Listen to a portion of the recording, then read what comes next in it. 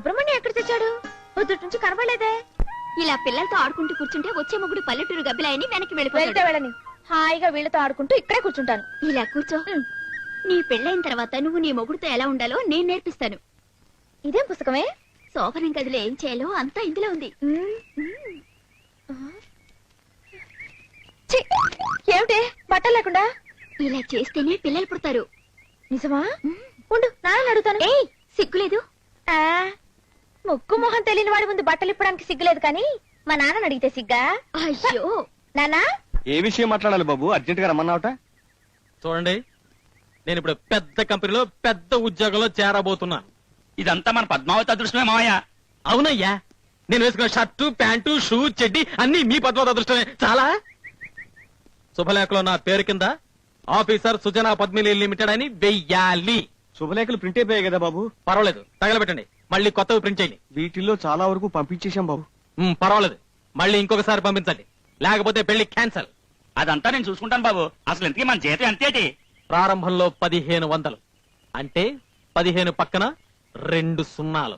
ఛీ, ఇదే మా ఊర్లో 10 గేదెలు 10 ఆవులు పెట్టుకుని పాలాపారం చేస్తే ఎంత వస్తుందో తెలుసా? 15 పక్కన 3 సున్నాలు.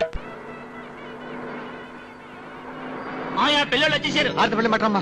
దగ్గర సన్నాసే. ఇదిగోండి, ఇవాళ వాడి పెళ్లి. వీళ్ళందరి ముందు సన్యాసిని పిలవడం మానేయండి. పైగా వాడు ఆఫీసర్ కూడా. సర్లే, నమస్కారం. నమస్తే. పెళ్లి కొడుకు హారతిచ్చి లోపల తీసుకురావే. హ్యాపీగా కంఫర్టబుల్ గా జరిగింది. ఓకే, ఆడిని ఆడి పెళ్లి కొడుకు కదే డ్రైవర్. ఇతను పెళ్లి కొడుకు. మా అమ్మగారు నాన్నగారు. నమస్కారం అండి. పెళ్లి కొడుకు బాగానే ఉన్నాడ్రా. పక్కన ఆ పిల్లెవరు?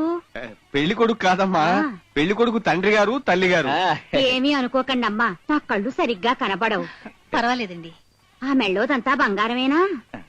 అమ్మా అమ్మా, నాకింట్లో పనుంది, మీరు మాట్లాడుకోండి. 100 సంవత్సరాలు వచ్చినా మీ ఆడవాళ్ళకి బట్టల మీద బంగారం మీద మోసిపోదు. ఏమండి, బాగున్నారా? పొద్దున్నే భోంచేశాను. అర్థమైంది. పొద్దున్నే భోంచేశాను. అర్థమైందిరా ముసలాడా.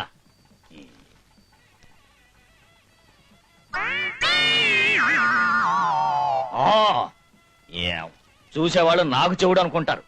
ఇంతకి ప్యాకాట్ ఎక్కడ ఏర్పాటు చేశారు? పక్కింట్లోనే ఏర్పాటు చేశాం. మీ ఊళ్ళో ఓకెంత? మీకు ప్యాకాట్ వచ్చా? వచ్చా? ఈ ఆస్తి అంతా ఎలా సంపాదించాననుకున్నారు? అమ్మో, అయితే ఈ ఊళ్ళోనే ప్యాకాడకూడదు. పెళ్లి కొడుకు ఎలా ఉన్నాడో చూసారా? కోతిలో ఉన్నాడు. పక్కన వార్నెట్స్ అని కూడా ఉంది. ఊరుకోరా అక్క, బాగానే ఉన్నాడు. ఏమండి, మా వాడి గురించి ఏమనుకుంటున్నారు మీరు? ఊరేగింపు లేదు, బ్యాండ్ మేళం లేదు, ఆఖరికి మ్యూజికల్ పార్టీ కూడా లేదు. ఏంటండి మరి పల్లెటూరు మాట్లాడినట్టు మాట్లాడుతున్నారు? మేము పట్టణాల్లో చూసాం, బ్యాండ్ మేళం గీని మేళం అంతా టేప్ రికార్డ్ మీద నడిచిపోతుంది. ఇప్పుడు సాయంత్రం శోభనం కూడా టేప్ రికార్డ్ మీద నడిపిస్తారా? ఏంటి పశువులు కాపురం పెట్టినట్టు పెళ్లి రోజే శోభనమా? మా సాంప్రదాయ ప్రకారం 5 రోజుల తర్వాతే శోభనం. మావాడు పని బాట లేకుండా ఈ ఊర్లో 5 రోజులు కూర్చుంటాను అనుకుంటున్నారా? ముందే చెప్తున్నాను, మధ్యాహ్నం పెళ్లి, సాయంకాలం శోభనం. కుదరదు. సరే, మధ్యాహ్నం శోభనం, సాయంకాలం పెళ్లి.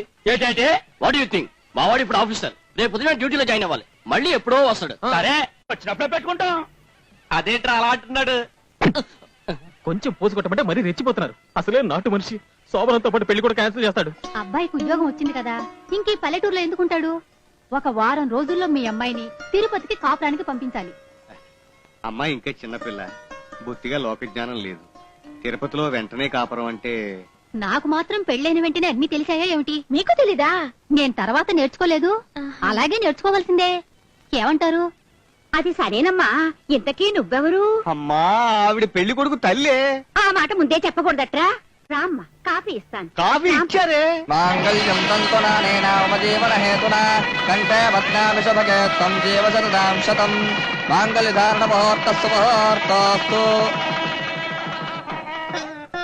ఇదేమిటే, వాళ్ళు మన కాళ్ళ దగ్గరకు వచ్చి దండాలు పెట్టాలి గాని వెంకటేశ్వర స్వామి గుళ్ళో లాగా ఈ క్యూ ఏంటి?